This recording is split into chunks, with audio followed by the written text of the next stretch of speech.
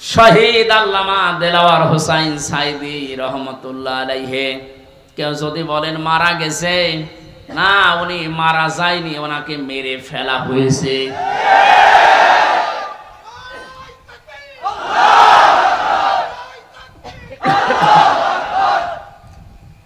3টা বছরের ভেতরে আমার সাথে একদিন দেখা হয়েছিল জেলখানায়। উনি 1 নম্বরে, আমি 4 নম্বরে। বহু কথা ওই 10 মিনিটের ভেতর আমাকে শুনিয়েছিল। সব চাইতে আশ্চর্য, যেদিন ওনাকে হাসপাতালে নিয়ে আসার জন্য সই নিয়েছে, ওই দিন ওনাকে ধোঁকা দিয়ে বোকা বানিয়েছে জেলার আর সুপার, এখন যারা স্বীকার করছে। ওনাকে এটা জানিয়েছে যে আপনি মুক্ত হয়ে যাবেন। এদেশের নির্বাহী আদেশে যিনি দায়িত্বে আছেন ওই সময় ছিলেন, তিনি নির্বাহী আদেশ দিয়ে আপনাকে মুক্ত করে দেবে, আপনি মুক্ত বাতাসে আবার কোরআনের কথা বলতে পারবেন। এ কথা বলার পরে সই নিয়ে ওখান থেকে বের করে প্রথমে গাজীপুরে নিয়ে যায়, ওই জায়গা থেকে নিয়ে যায় মেডিকেলে। ওখানে যাবার পর গাড়ি থেকে নামার সময় যে হাসিটা দেখেছিলেন আপনারা, আমরা তো জানি না, পরের দিন শুনলাম মারা গেছে। এখন ভিডিওতে দেখতে পাচ্ছি যে হাসিটা উনি দিয়েছিলেন, ওনার বিশ্বাস ছিল আমি আবার মুক্ত জীবনে কোরআনের কথা বলতে পারবো। কিন্তু ষড়যন্ত্র করে ওপরের নির্দেশে, বিশেষ করে ডাক্তার নামে কলঙ্ক, আল্লাহর পরে মানুষ যদি কাউকে বিশ্বাস করে থাকে সেটার নাম ডাক্তার। আর এই কোলাঙ্গার ডাক্তার মোস্তফা জামান, এখন আরো 2 জন আছে, এরা ভেতরে নিয়ে ইনজেকশন পুশ করে লোকটাকে দুনিয়া থেকে শহীদ করে দিল। অনেক যদি অসুস্থ হবে, আপনি বাস্তবতায় টের পান না। কোন মানুষকে ওইভাবে অসুস্থ অবস্থায় হাসতে কোনদিন আপনি দেখেছেন? সুতরাং উনি মারা গিয়েছে কখনো না, আমি বিশ্বাসও করি না, কোনোদিন বলিও না। আল্লাহ আমার সাধারণ ভাবে মরণ দিও না, মরণ দিলে তুমি শাহাদতের মরণ দিও। বহু মানুষকে হাসপাতালে আমি এই জেলখানার গেট দিয়ে বের হয়ে যেতে দেখেছি, জেলের ভেতরেই হয়তো মারা গেছে, কিন্তু নিয়ে যে প্রচার করে যে উনি মারা গেছে চিকিৎসাধীন অবস্থায়, অথচ জেলের ভেতরে মরে যায় অনেকে। এই জন্য আমার প্রতিদিনের তাহাজ্জুদের নামাজের দোয়া এইটাই ছিল, আল্লাহ তুমি আমাকে এইভাবে সাধারণ মরণ দিও না। আল্লাহুম্মা ইন্নী আসআলুকা শাহাদাতান ফি সাবিলিক ওয়াজআল মাউতি ফি বালাদি রাসূলিক। হযরত ওমর এই দোয়া করতেন। এই প্রথম টোকা আমি মাঝে মাঝেই বলেছি, আল্লাহ তুমি যদি মরণ আমাকে দাও তে শাহাদতের মরণ দিও। কোরআনের পাখির সারা জীবনের মোনাজাত ছিল এইটা, আল্লাহ তুমি আমাকে শাহাদতের মরণ দিও। এই জন্য উনি শাহাদতই পেয়েছেন। শাহাদত যারা বরণ করিয়েছে তাদের শাহাদত এখন বরণ করানো লাগবে না। এরা তো আর শাহাদত পাবে না, কারণ জালেমদের ভাগ্যে আল্লাহ শাহাদতে শব্দ দেয়নি। আল্লাহু লা ইয়াহদিল কওমাজ জালিমিন। আল্লাহ পাক বলেন জালেমদেরকে আমি আল্লাহ হেদায়েত দেই না, পথ দেখাই না। সুতরাং যারা জুলুম করে মানুষের জীবন নষ্ট করে দিয়েছেন, সে শাহাদতের মরণ পেয়ে জান্নাতের পাখি হয়ে উড়ে বেড়াচ্ছে, তা আপনি কি করলেন? আপনি তো হেদায়েত থেকে চিরবঞ্চিত হয়ে গেলেন। যার ইশারায় যা করেছিলেন এখন তো সব উলটপালট হয়ে যাচ্ছে। আজকে সাবেক অবৈধ আইন মন্ত্রী আনিসুল হকের বক্তব্য, আমি যা করেছি এতদিন সব করেছি হাসিনার কথা মতো। নে ঠেলা সামলা এবার। শুধু এ না, এদেশে যত মানুষ অত্যাচার জুলুম নির্যাতন চালিয়েছে প্রত্যেককে যদি রিমান্ডে আমার সাথে যা করেছে ওইটুকু করে, ও সব সত্য কথা বলবে। মাটির নিচে নিয়েছিল, মাটির নিচে নিয়ে চোখ বাঁধা কালো কাপড় দিয়ে, পেছনে হাত বাঁধা। পেছনে যদি এমনি হাত বাঁধে, হ্যান্ডকাপ, ওটা এমনিতে হাত কেটে যায়। পেছনে হাত দিয়ে যদি উপরের দিকে টান টান করে রাখে 11 ঘন্টা, আপনি বলেন সত্য বলেন আর মিথ্যা বলেন, যা বলবে বাবা সব ঠিক আছে। এই জন্য আমি এখন দাবি জানাই, আমার মুখ দিয়ে যারা এরকম উল্টা পাল্টা কথা, আমি তো বলি নাই একটা 11 ঘন্টা দাঁড় করানোর পরও আমি বলি নাই 10 দিন রিমান্ড আমি একটা কথাও না, আমি এগুলো করি নাই। আপনি আন্দাজে জোর করে বলাবেন। যে অবস্থায় আমাকে নিয়েছিল, আমার তো এখন মনে হচ্ছে ওই মানুষগুলোকে কাউন্টার টেররিজমে যে যার সন্তানগুলো ছিল, আলেমদেরকে যারা সবচাইতে বেশি কষ্ট দিয়েছে,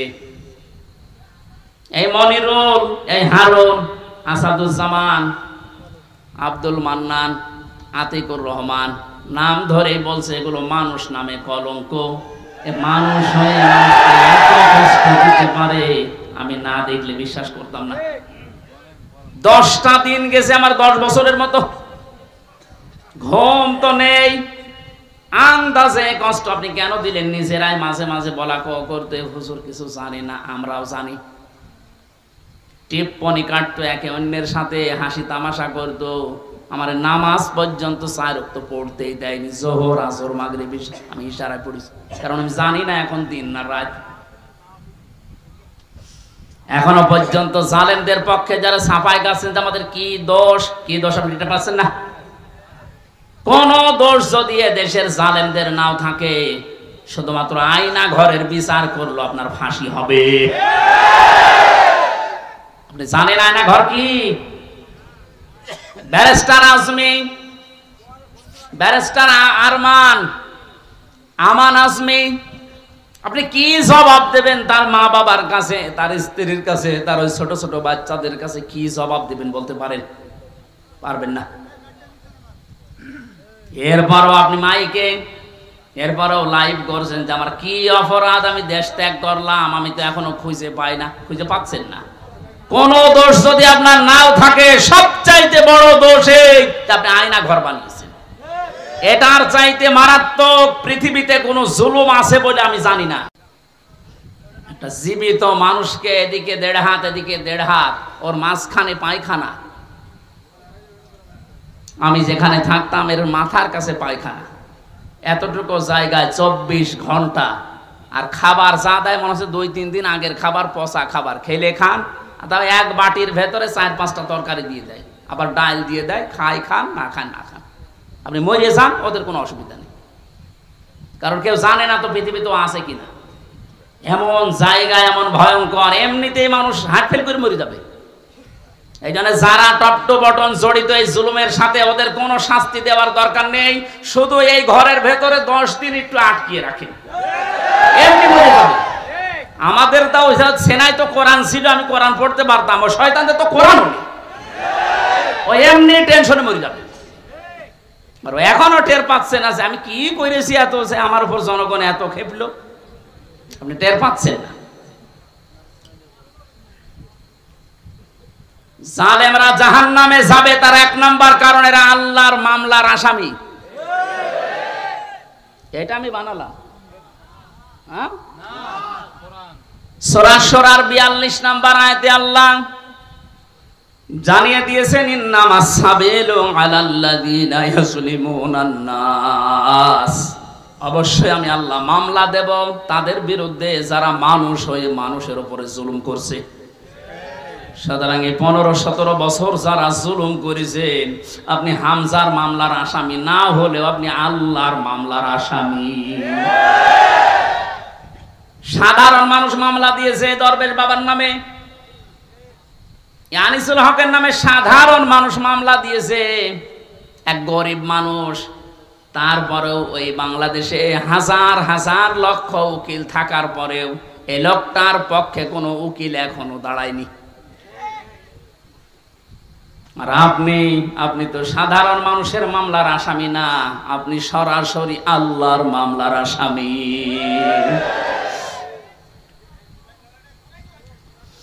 এজন্য আমাদের সাবধান হওয়া দরকার, এখান থেকে শিক্ষা নিতে হবে, আমরা যেন আবার আল্লাহর মামলার আসামি হয়ে না যাই। এদের জন্য হেদায়েত কামনা করলে হেদায়েত হবে না, কারণ কোরআন নিষেধ করেছে, আল্লাহু লা ইয়াহদিল কওমাজ জালিমিন। ইয়াহদি এটা মুজারে, বর্তমান ভবিষ্যৎ, প্রেজেন্ট ফিউচার। জালেমদেরকে আল্লাহ হেদায়েত দিচ্ছে না, দেবেও না। এখন যদি আল্লাহ জালেমদের হেদায়েত দেয় তাহলে কোরআন শরীফ মিথ্যা হয়ে যাবে না? এজন্য তোর কপাল খারাপ, এর সাথে যারা জড়িত ছিল তাদেরও কপাল খারাপ।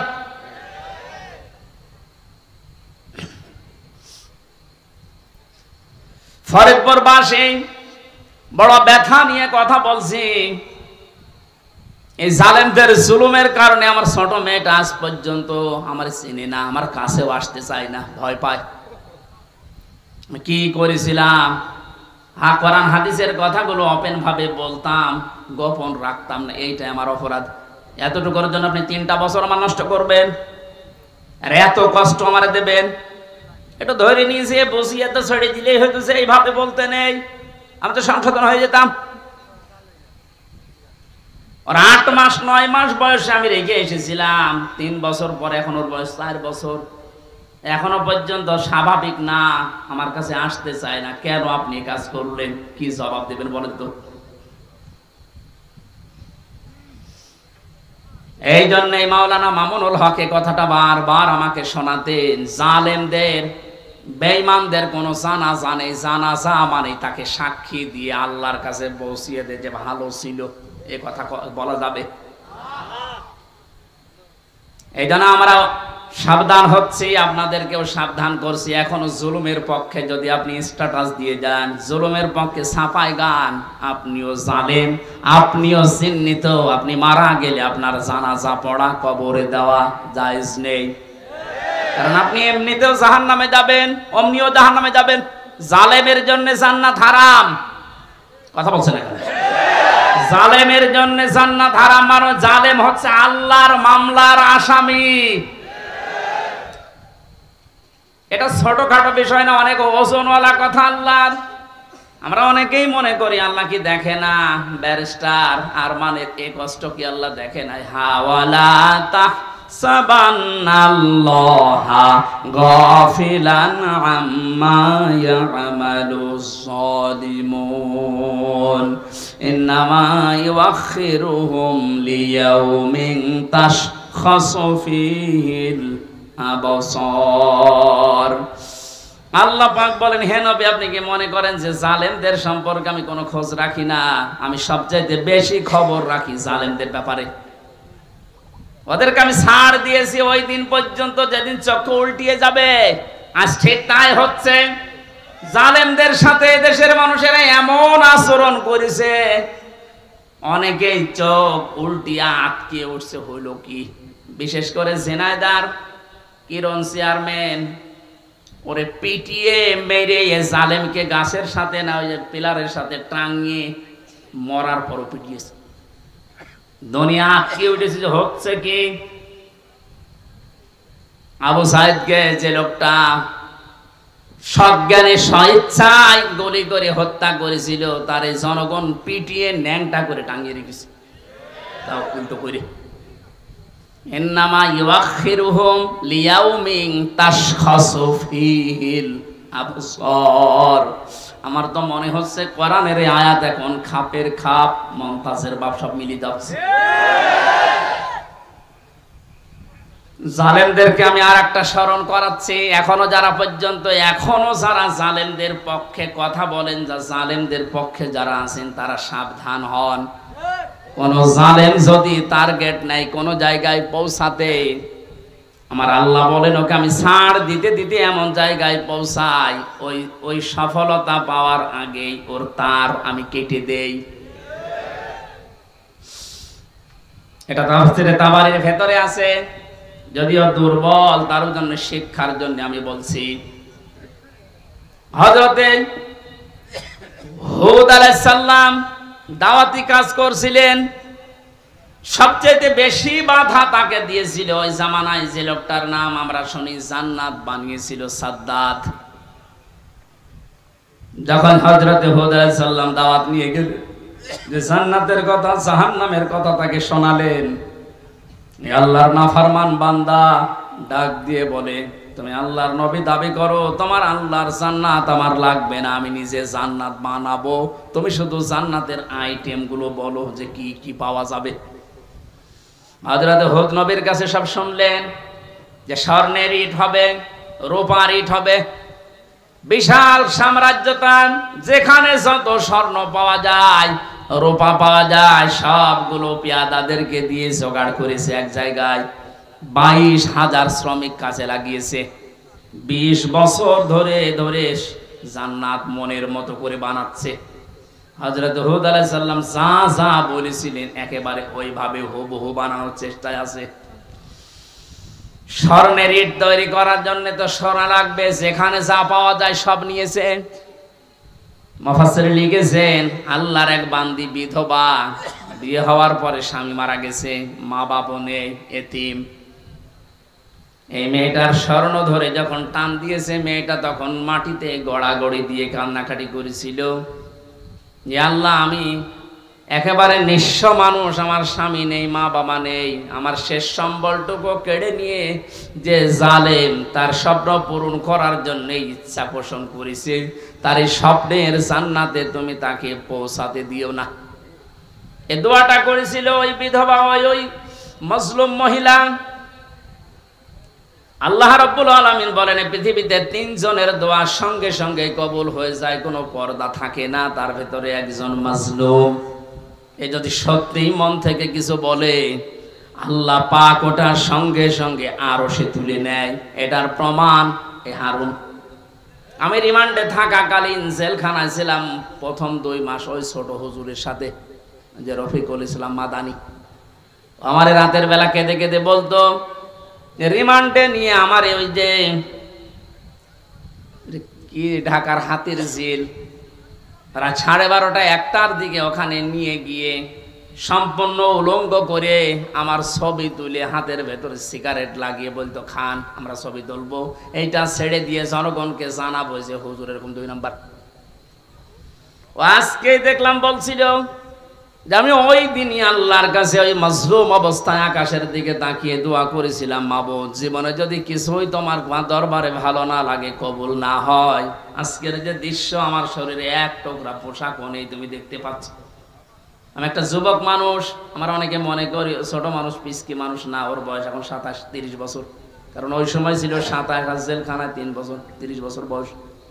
30 বছর বয়সের মানুষ কি ছোট? কথা বলেন।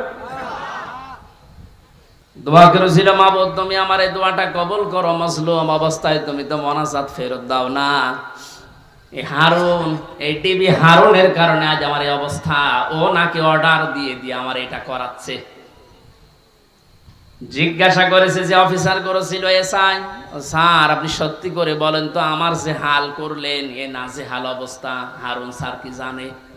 ওরা হাসি দিয়ে বলেছে, হারুন স্যার জানে মানে ওই করাচ্ছে। সঙ্গে সঙ্গে ওই সময় দোয়া করেছিল, মাবুদ, তুমি ওকেও আমার মতো এরকম কিছু দেখায়ও। দেখিয়েছেন আল্লাহ জনগণের সামনে, আমার আল্লাহ এই পৃথিবীতেই দেখিয়ে দিয়েছে কিভাবে লজ্জা স্থান মানুষকে দেখাচ্ছে এই শয়তান।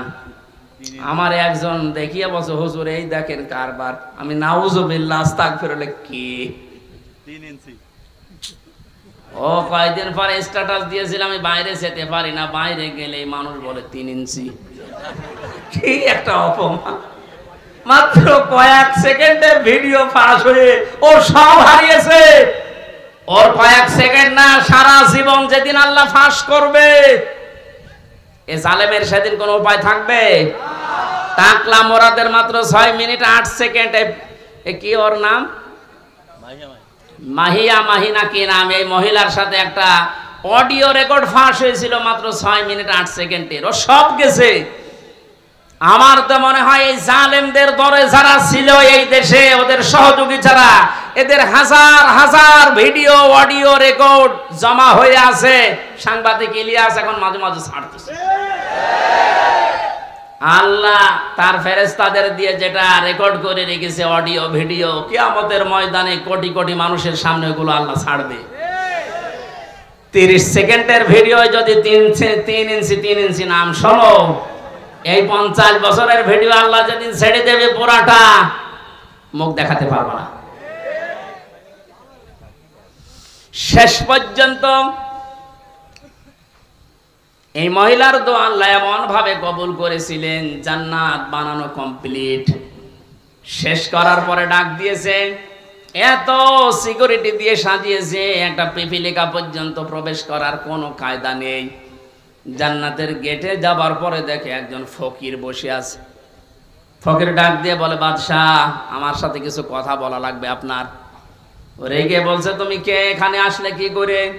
এখানে তো কোনো মানুষ আসার অনুমতি নেই, কথা যদি বলাই লাগে পরে বলবো, আমি আগে জান্নাত দেখে আসি। ফকির ডাক দিয়ে কানের কাছে মুখ নিয়ে বলছে, বাদশাহ, আমি কিন্তু দুনিয়ার সাধারণ ফকির না, আমি আজরাইল। মাথাটা একটু কাত করো ঘোড়া থেকে, আমি কথাটা বলে চলে যাব। কানের কাছে মুখ নিয়ে বলছে, আমি এসেছি তোমার জান কবজ করার জন্য, রেডি হও। ওই সময় বলেছিল, ফেরেশতা একটু সময় দাও, আমি শুধু জান্নাতটা ঘুরি, এখানে আসার পরে আমার জানটা নিয়ে নিও। ফেরেশতা ওই সময় বলেছে, কখনোই না। ইযা জাআ আজালুহুম লা ইস্তাখিরুনা সাআতাও ওয়া লা ইস্তাকদিমুন। আল্লাহ পাক বলেন, এই পৃথিবীতে যখন যার সময় এসে যাবে, 1 সেকেন্ড আগেও তার মরণ হবে না, 1 সেকেন্ড পরেও মরণ হবে না। নির্ধারিত সময় লোকটাকে আল্লাহ বিদায় দিয়ে দেবে। এরপরেও ঘোড়ার পা থেকে জান্নাত পর্যন্ত পৌঁছাতে ও সর্বাত্মক চেষ্টা চালিয়েছিল। আল্লাহর ফেরেশতা ঘোড়া থেকে পা জান্নাতের যে বানানো জান্নাত ওর চৌকাঠ পর্যন্ত স্পর্শ করার আগেই জান কবজ করে ফেলেছে। মুফাসসির আয়াতে আর তাফসীর করতে গিয়ে তিনি কয়েকটা কারণ দিয়েছেন কেন জান্নাতে প্রবেশ করতে পারলো না ওর বানানো। 1 নম্বরে আমি প্রায় এখানে 26টা কারণ পড়েছিলাম, সবগুলো আমার মনেও নেই, কয়েকটা বলছি। প্রথম নাম্বারে কারণ হচ্ছে ওই যে মজলুম মহিলা, যার শেষ সম্বলটুকু কেড়ে জালেম তার স্বপ্ন পূরণ করার জন্য চেষ্টা করেছিল, ওই মহিলার দোয়া আল্লাহ কবুল করে নিয়েছিলেন। রব্বুল আলামিন আমার শেষ সম্বলটুকু যে কেড়ে নিল, ওই জালেম যেন তার বানানো স্বপ্নে প্রবেশ করতে না পারে। আজও হাজার হাজার আবু সাইদ, মুগ্ধ, আবু রায়হান সহ কত মানুষের মার বাবা রাতের বেলা চোখের পানি ছেড়ে দিয়ে দোয়া করেছে, আল্লাহ আমার বুকটা যে খালি করে দিল, তাকে তুমি জমিনে জায়গা দিও না। নবীজির কথা 100% সত্য কিনা বলেন তো? উনি যে বলেছিলেন মজলুমের দোয়া আল্লাহ ফেরত দেয় না, আবু সাইদের মায়ের দোয়া আল্লাহ ফেরত দিয়েছে। বাংলার জমিনে আল্লাহ জায়গা দেয়নি, 1 ইঞ্চি জায়গা তার জন্য এখন আর বৈধ না। যত মামলা এখন শুরু হয়েছে, এভাবে যদি চলতে থাকে 8-10 দিন, আশ্রয় যেখানে নিয়েছে, যারা সুশীল সমাজ আছে দাবি করছে, ওরা বলছে ওই দেশেও তার আর জায়গা দেবে না, ওখান থেকেও বিদায় দিতে বাধ্য হবে।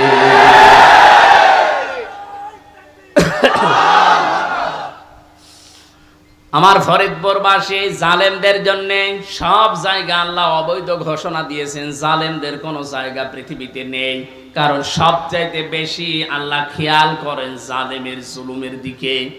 আল্লাহ এত বেশি রাগান্বিত হয়ে যায় জালেমের উপরে, না জানি ওকে 7 তবক আসমানের উপর থেকে ফেলে দিতে পারলে আল্লাহ ভালো লাগে।